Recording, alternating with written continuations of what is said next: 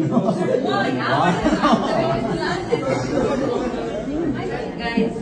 this is ridiculous.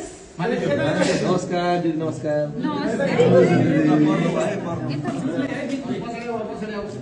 तपाईहरुले यस्तो busy पोलिटिशियनलाई भाउदिनु हुन्न भनेर हरेक ठाउँमा गएर भन्छु तर यति धेरै मान्छे यहाँको राजीनामा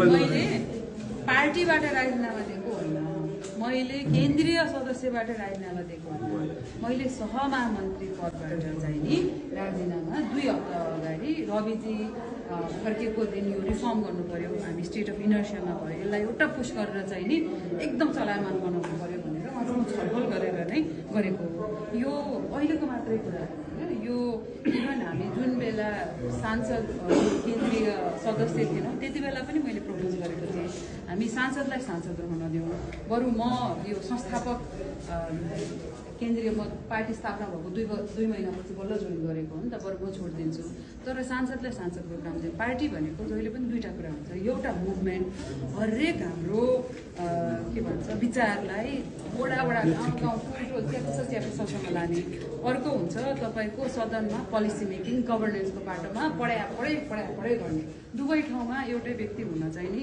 असम्भव भइरहेछ होइन मैले पनि त्यो त एक्सपिरियन्स गरेँ म मन्त्रालयमा हुँदै गर्दाखेरि तपाईहरुले याद पनि गर्नुभयो होला यो विभागमा पनि मैले धेरैचोटि पनि भनेको छु म यो शिक्षा विभाग यो त यसमा म काम गर्छु तर सञ्चार विभागको पनि प्रमुखमा छु त्यसपछि एकताका म सहमहामन्त्री पनि थिएँ त्यसपछि केन्द्रीय सदस्य त्यसपछि मन्त्री पनि भएँ धेरैवटा पद सभापति पछि सायद मैले लिएको होइन यो लिँदै गर्दाखेरि यो सञ्चारमा चाहिँ नि चाहिने सञ्चार विभागमा यो संसार भनेको फेरि तपाईँको पत्रकारितावाला होइन क्या तपाईँको यो मन्त्रालय हेर्नेवाला हाम्रोमा विभागहरू कसरी बनाएको छ जो सांसद जुन विभागमा छ त्यही अनुसार चाहिँ नि जुन समितिमा संसदीय समितिमा छ त्यही अनुसार विभाग बनायो भने ठ्याक्क जनताको समस्या टक्कै राख्नु पाउँछ भनेर गरेको तर त्यो विभागमा काम गर्न सकिरहेको छैन त्यो अर्को प्रमुख खोज्ने हो कि त्यो पनि मैले हाम्रो महामन्त्रीसँग कुरा नगरिकन गरेको होइन र त्यति बेलादेखि अहिलेसम्म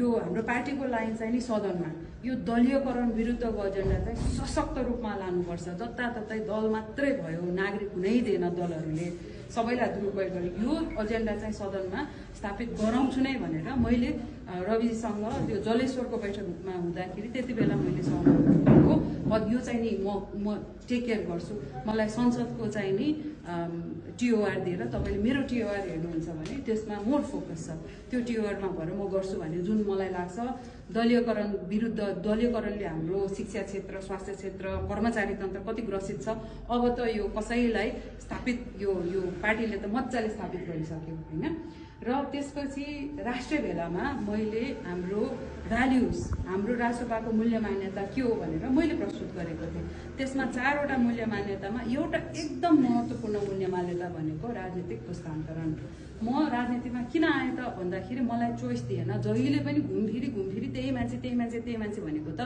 पुरानो पार्टीमा पुस्तान्तरणको कन्सेप्टै आएन त्यो पुस्तान्तरणको कन्सेप्ट चाहिँ हुनुपर्छ अनि त्यो पुस्तान्तरणको यो राष्ट्रिय बेलामा मेरो मेबी रेकर्डेड भिडियो पनि छ होला त्यति बेला पनि मैले भनेको थिएँ अनि आऊ भन्ने ठाउँ नछोड्ने चाहिँ हुँदैन ठाउँ छोडिदिनुपर्छ अरू नयाँ पार्टीभित्रको सशक्त मान्छेहरूलाई ल्याउनुपर्छ राष्ट्रिय भेलामा भइराख्दाखेरि पनि धेरैजना साथीहरूले तपाईँ यो पदको लागि हामीले सपोर्ट गर्छौँ भन्दाखेरि त्यति बेला पनि पार्टीभित्रै गजब मान्छेहरू हुनुहुन्छ तपाईँहरू अगाडि आउनु पर्यो र तपाईँहरू अगाडि आएर लिड लिनु पर्यो भनेर भनेको त्यति बेलादेखि तर राष्ट्रिय भेलामा जब अधिवेशनको डेट तोकियो त्यसपछि केन्द्रीय समिति त आयोजक समिति पनि भयो त्यति बेला चाहिँ नि यो मेरो विचार हो होइन हामी डेमोक्रेटिक पार्टीमा छौँ भनेपछि हामी सबैजनाले फरक विचार हुन्छ यो छलफल भइसकेपछि जब यो पारित हुन्छ त्यसपछि बल्ल पार्टीको नीति हुन्छ त्यति बेलासम्म चाहिँ डेमोक्रेटिक भ्याल्युजमा तपाईँ र मेरो फरक विचार एउटै पार्टीमा हो पनि हुन्छ होइन त्यही नै हो भनेको पार्टीप्रतिको तपाईँको असन्तुष्टि भन्ने जुन चर्चा छ नि पार्टीले तपाईँले भनेको कुरा पार्टीले मानेन पार्टीको नेतृत्वले तपाईँले राख्दै आएका केही कुराहरू राखेन त्यसको असन्तुष्टि त्यसको राजीनामा यो त्यहाँ पनि जान्छु पहिला वैचारिक लेभलमा चाहिँ नि यो स्पष्ट पार्न एकदम जरुरी छ किनभने हामी आएको अल्टरनेटिभ पोलिटिक्स गर्छौँ भनेर आएको अल्टरनेटिभ पोलिटिक्सको कतिवटा कुरा भनेको कस्तो हुन्छ यो संस्कारमा चाहिँ नि भएन भनेर त्यसको सपोर्टमा अथवा विरुद्धमा आवाज राख्ने विषय राख्ने हो मैले शिक्षा मन्त्रालय सम्हाल्दै गर्दाखेरि एउटा तथ्याङ्क एकदम मेहनत गरेर पब्लिक गरेको थिएँ। राष्ट्रपति शैक्षिक सुधार कार्यक्रम अन्तर्गत कुन कुन विद्यालयमा कुन कुन ठाउँमा गयो भनेर त्यसको बारेमा रिपोर्टिङ गरेर पत्रकार एकजना साथीले त प्राइजै पाउनुभयो होइन। त्यसमा तपाईँले त्यो ग्राफ हेर्नुहुन्छ भने एकदम क्लियरली के छ, त्यो सबभन्दा बढी त्यो जनप्रतिनिधिको क्षेत्रमा गएको छ जुन पार्टीमा पनि सशक्त पोजिसनमा हुनुहुन्थ्यो। भनेपछि पार्टी कुनै पनि पार्टीको अध्यक्ष, सभापति, महासचिव, महामन्त्री हुँदै गर्दाखेरि त्यो एन्टायर 77 जिल्लाबाटै मत आएको हुन्छ। तर बजेट विनियोजन चाहिँ नि जहिले पनि त्यो एउटा व्यक्तिको, त्यो एउटा इम्पोर्टेन्ट मान्छेको ठाउँमा मात्र किन हुन्छ भन्दाखेरि इम्पोर्टेन्ट कसरी भयो, सदनमा पनि त्यही व्यक्ति भयो, पार्टीमा पनि त्यही व्यक्ति, चेक एन्ड ब्यालेन्स त भएन नि। पार्टी त जनताको, जनताले चाहिँ चेक एन्ड ब्यालेन्स गर्नुपर्छ भन्ने त्यो एउटा मुख्य अवधारणा। यो हामीले प्रश्न चाहिँ नि यो मैले एउटा वैचारिक कुराकानी राखेको छु भनेको एउटा व्यक्ति धेरै पद भएन भन्नु यहाँ स्पष्ट। त्यो मात्रै होइन, त्यो कहाँ कहाँ चाहिँ रिफ्लेक्ट हुन्छ त्यो त हामीले हेर्नु पर्यो नि। बजेटको समानुपातिक डिस्ट्रिब्युसन भएको छ कि छैन त अहिलेसम्म होइन। कुन कुन ठाउँमा एकदम धेरै राष्ट्रको तपाईँ हामी सबैले कर तिर्ने तर एउटा एक व्यक्तिको पोलिटिकल कन्स्टिट्युएन्सी मात्रै बढी बजेट त गएको, यो त हामीले देखेको हो नि त। यसलाई हामी एज अ जनता चित्त बुझ्दैन भने यसमा त कहाँबाट कोर्स करेक्सन भन्ने कुरा चाहिँ नि गर्नुपर्छ। त्यसैले यो कहाँ कहाँ रिफ्लेक्ट हुन्छ। र अब टाइमलाइनको कुरा गरौँ होइन। यो राष्ट्र भेलामा जब महाधिवेशनको डेट तोकिसकेको थिएँ त्यति बेला पनि सोचेको थिएँ यो त अब मैले छोड्नुपर्छ भनेर। तर त्यति बेला हाम्रो पार्टी सभापति पक्राउन पर्नुभयो, त्यति बेला यो कुरा मैले गरिनँ होइन, गाह्रो भएको छ भनेर। त्यसपछि यो हाम्रो पार्टी सभापति यता फर्केर आएपछि उहाँले पार्टी सभापतिको पद लिइसकेपछि त्यो दिन हो कुराकानी भएको। र त्यो दिनको तपाईँहरूको मिडियामा तपाईँले गएर हेर्नुहुन्छ भने हाम्रो पार्टीको केन्द्रीय समितिमा के छलफल भएको थियो, अब चाहिँ मासिक रिफर्ममा जानै पर्छ भनेर इभन सभापतिज्यूले भन्नुभएको होइन। सभापतिज्यूले हामीहरू विभिन्न पदमा छौँ, आफ्नो पदबाट डेलिभरी दिन सकिन्छ भने सोचौँ है, त्यो पदमा बसिराख्ने कि नराख्ने। यो पार्टी सभापतिज्यूले पनि केन्द्रीय समितिको बैठकमा भन्नुभएको कुरा र त्यो स्पिरिटमा पनि यो मेरो राजीनामा त्यति बेला 2 हप्ता अगाडि राजीनामा पत्र मैले दिएको होइन। त्यो आज छलफल भयो, यद्यपि त्यो स्वीकृतिको प्रक्रियामा चाहिँ गएको छैन, त्यसको लागि अर्को प्रोसेस छ। त्यो अरू साथीहरूले पनि सोध्नुहुन्छ होला, हरिजीले पनि त्यही सोध्नु भएको थियो। सो त्यो अहिलेसम्म भएको छ। दोस्रो, हामी डेमोक्रेटिक पार्टीमा छौँ।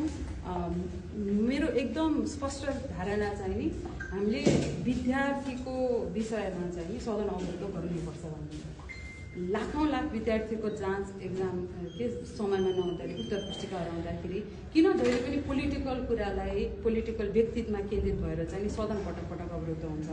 तर विद्यार्थीहरूको कुरालाई लिएर, कृषकहरूको कुरालाई लिएर होइन, यो सडकमा जुन आन्दोलनरत साथीहरू हुन्छ उहाँको कुरालाई लिएर चाहिँ किन सदन, यसमा त मेरो वैचारिक फरक त छ। जस्तो मान्यज्यू, अब एउटा कुरा स्पष्ट कुरा भन्नुपर्दा तपाईँले दिएको राजीनामा सिधा भन्नुभयो मैले केन्द्रीय सदस्यबाट होइन, पार्टीबाट होइन, यो एउटा पद जो दुईटा तीनटा पद समात्ने त्यो अवस्था रहेन। तपाईँ पूर्व शिक्षा मन्त्री पनि हुनुभयो, मान्य पनि हुनुहुन्थ्यो, यही सहमहामन्त्री मान्य पनि हुनुहुन्छ।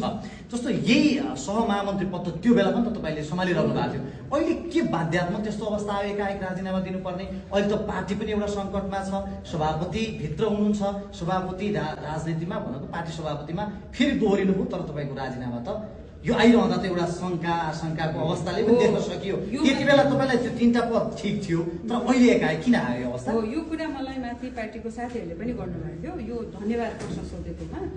यो पार्टीको लाइन सदनमा स्थापित गर्छु भनेर जलेश्वरको बैठकबाट मैले म यो पोजिसनको लागि काबिल छु भनेर आफ्नो त्यो के भन्छ पत्र दिएकै गर्छु भनेर होइन। तर जब मन्त्रालय सम्हाल्दै गर्दा सहमहामन्त्रीको पोजिसनमा त मैले केही गर्न सकिनँ नि, त्यो त मैले एक्सपिरियन्स गरेँ नि होइन। एउटा व्यक्तिले त्यो मैले राजीनामा पत्र मेरो साथीहरूलाई पनि यता सिसिएममा पनि दिएको छु, त्यसमा मेरो क्लियर स्वीकारोक्ति छ। यो मैले एक व्यक्तिले यो मल्टिपल पोजिसन लिइराख्दाखेरि मैले डेलिभर गर्न सकिनँ सहमहामन्त्रीको रूपमा, त्यो स्वीकारोक्तिका साथ मैले भनिरहेको छु होइन। र जुन अहिले तपाईँले सोध्नुभयो यो टाइमलाइन महत्त्वपूर्ण छ कि मैले यो राजीनामा 2 हप्ता अगाडि दिएको, त्यसपछि सोमबार दिएको 18-19 गते जब पार्टी सभापतिले यहाँ सभापतित्व ग्रहण गर्नुभएको थियो, त्यसपछि शुक्रबार उहाँलाई पक्का परेपछि मैले तत्कालीन कार्यभार सभापति डिपिजीलाई यो न्युज होल्ड गरौँ भनेर भनेकै हो। तर आज बिहान मलाई तारान्तार सिनियर जर्नलिस्ट र एडिटरहरूको फोन आयो। त्यसपछि यो कुरा तपाईँले कहाँबाट थाहा पाउनु भयो भनेर मैले सोधेँ। त्यसमा चाहिँ नि उहाँले यो त बिहान तपाईँको पार्टीभित्रैबाट कसैले हामीलाई SMS गरेको छ, मैले CCM मा यो कुरा राखेको छैन, यो प्लिज होल्ड गरौँ, मैले CCM मा त एक्सप्लेन गर्न पाउँछु भन्दाखेरि बजारमा छ्यापछ्याप्ती भइसक्यो। अब तपाईँले मलाई लाग्छ रोक्न सक्नुहुन्न भनेर बिहान पनि पत्रकार साथीहरूले भन्नुभएको थियो होइन।